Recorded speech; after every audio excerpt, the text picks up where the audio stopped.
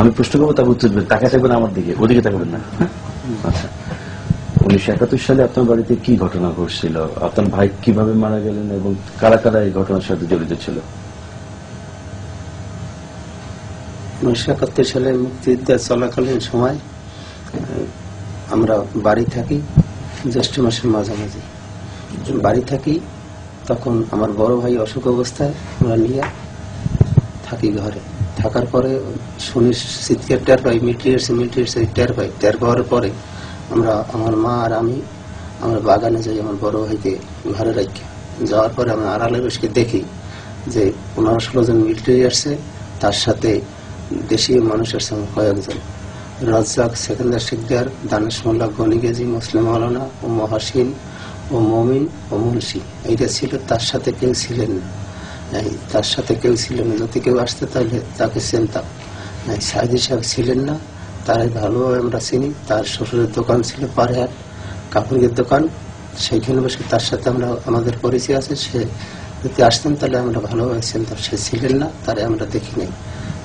আমার ঘরে আমার বড় ভাই ঘরে উঠিয়ে ওই মিলিটারি বা আমার দেশি মানুষ যারা ছিল তারা উঠিয়া, আমার বড় ভাই অসুখী মানুষ তার উঠানে নামাইয়া রাইফেলের কুন্দা দিয়া পিডাই তারা বানিয়ে সঙ্গে নিয়া এটা আমার ঘরে, আমার পার্শ্ববর্তী যত হিন্দু বাড়ি ছিল সব বাড়ি পুরাই ফেলানোর পরে আমার ভাইকে নিয়ে ওগুলা বনিয়া যায়। যাওয়ার পর কিছু সময় পরে দেখেছেন ধমরের পরে আমরা তো বাড়ি বসে দেখি। বিকেলবেলা শুনতে পাই আমার ভাই বা ওগুলা বনিয়া দিয়ে 5-6 জন লোক টানিয়া পিরিজপুর যায়। এই শুনছি, যাও কাছে মুখে শুনছে। সেখানে সাইদি সাহেব ছিলেন না, যদি থাকতেন তা আমার কাছে বলতেন, ছিলেন না সেও। যাওয়ার পরে পরদিন সকালবেলা শুনি পিরিজপুর বলেশ্বর নদীর পারে নিয়ে আমার ভাই বা ওগুলো নিয়ে 5-6 জন লোক একত্র করিয়ে বলেশ্বর নদীর ঘাটে নিয়ে গুলি করে। সেখানে সাইদি সাহেব ছিলেন না, সে যথেষ্ট ভালো লোক ছিলেন। সে সেখানে আমার এই ভাইয়ের অভিযোগ, আপনার ভাইকে গুলি করে হত্যা করা হয়েছে বলেশ্বর নদীর ঘাটে বসিয়া হত্যা করছে আমার ভাইকে ওই পাকসেনারা। আর আমার দেশীয় যে রাজ্জাক, সেকেন্দার শিকদার, দানেশ মোল্লা, গনি গেজি যারাই ছিলেন তারাই আমার ওই ভাইয়ের সাথে গুলি করিয়া মারছে। এর সাথে সাইদি সাহেব ছিলেন না, কখনো তার নাম শুনিও না, আর সে ছিল না। আপনি তো সরকারের পক্ষের একজন সাক্ষী ছিলেন, সরকার পক্ষের মানিত একজন সাক্ষী ছিলেন, আপনি ট্রাইব্যুনালে সাক্ষ্য দিতে আসলেন না কেন? আসি নাই, আমি সত্য সাক্ষী দেব বিদায়, এই জন্য আমি এদিকে আমি যাই নাই। এদিকে আমাকে আনছে, তারা আমার আনে নাই। সত্য সাক্ষী দেব কেন আনলো না? আনে নাই, আমি মিথ্যা কথা তারা বলার জন্য চেষ্টা করছে, আমি মিথ্যাটা বলতে পারবো না, সেই জন্য আনে নাই। কি বলতে বলছে সাইদি সাহেব ছিল, এই কথা বললো। আমি বলছিলাম না, আমি বলতে পারবো না, আমি মিথ্যাটা, যারা আমি দেখিনি আমার বাড়ি, কিভাবে আমি বলবো? আমি যে এই যারা আমি না দেখছি আমার বাড়ি, আমি কোনোদিন মিথ্যাটা বলতে না, কোনদিন মিথ্যাটা বলতে পারবো না। ট্রাইব্যুনাল থেকে তো লোক গেছিল আপনার বাসায়? হ্যাঁ গেছিল, আমার বাড়িতে গেছে। তখন মাহবুব আমার বাড়িতে যাইয়ে বলে তুমি এরকম সাক্ষী দিতে যাবো একটা পাড়েহাট।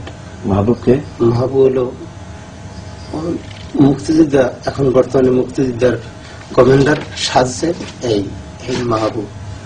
এই আর কি এইসব আমার কাছে বলছে, বলে তুমি একটু সাক্ষী দিতে যাবা। ঠিক আছে, আমি যা জানি সত্য কথা আমি বলতে পারি। ঠিক আছে, তুমি যাবা আমার সাথে। এখন আমার নিয়ে রাজলক্ষ্মী পাড়ার রাজলক্ষ্মীর স্কুলে দোতলায় বসিয়া আমাকে সাক্ষী নেওয়া শুরু করছে।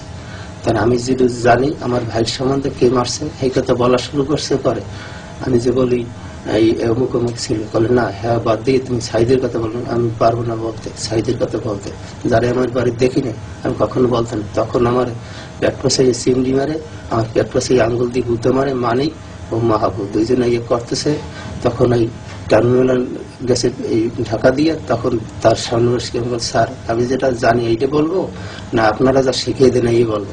তখন এই কথা বলার পরে তবু আমাকে ওইভাবে মানে ওই আঙ্গুল দিয়ে গুতায় পেট কাছে আমাদেরকে হ্যাঁ আমাকে খুব রকমই করছে। তখন আমি তার কাছে বলি, সে ওই ট্রেনমেলের কাছে, তখন ট্রেনমেল সাহেব বলে কি মাহবুব সাহেব আপনি যে সাক্ষী দেন এর সাক্ষী আপনার সর্বনাশ হয়ে যাইতেছে, আপনার সাক্ষী হয় না। তখন অন্য টেবিলের লোকে বলে কি হেজা জানে ইয়ে বলতে দেন। তখন এই কথা বলার ফলে আমার ওইখান দিয়া মাহবুব আর ওই মানিকের সঙ্গে আমার উঠে যেতে আমি চলে গিয়ে বাড়িতে। আপনাকে তো সাইদ সাহেবের পক্ষের লোকজন, অস্ত্রধারী লোকেরা, সাইদ সাহেবের ক্যাডাররা হুমকি ধামকি দিছে বলে না, তারা আমরা কোনোদিন আমার সাথে কেউ দেখাও করে না, আর হুমকি দুমকি আমার বর্তমানে আওয়ামী লীগের পক্ষে যে মাহবুব সাহেব এই আর কি আমার এই খুব মাহবুব আর মানিক এই আর কি খুব দেখতেছে এইভাবে আমার আর একদিন বলতেছে কি তোমার একটি বাড়ি একটি খামার দেবো আর 1.5 লাখ টাকা দেবো, তুমি সাইদি সাহেবের নামের কথা বললাম। বললাম না, আমার মরা ভাইকে আমি ব্যস্ত, আমি শিখেন নাই, আমার এখন কিছু দরকার নেই, আমি আর খাবো না মিথ্যা দরকার নাম, যারে না দেখছি আমি কেউ নামের কথা বলতে পারবো না। আর আমার যে এই যে তুমি কবলে আমি মিথ্যা বলতে পারবো না আর কিছু না। আপনার মেয়ে তো সাইদি সাহেবের লোকেরা হুমকি ধামকি দিছে, আপনার মেয়ের নামে তো একটা জিডি করা হয়েছে এখানে। না, আমি যখন বাড়ি দিয়ে চলগে যাই তাদের ওই মারিকুতা খাইয়া চলগে যাই, এরপর আমি দিন এই বাজারে আমি যাই, তখন লোকজন দিয়া আমার ওই রক কাটতে চাই পায়ের, ওই মাহবুব আর মানিক লোকজন নিয়ে রক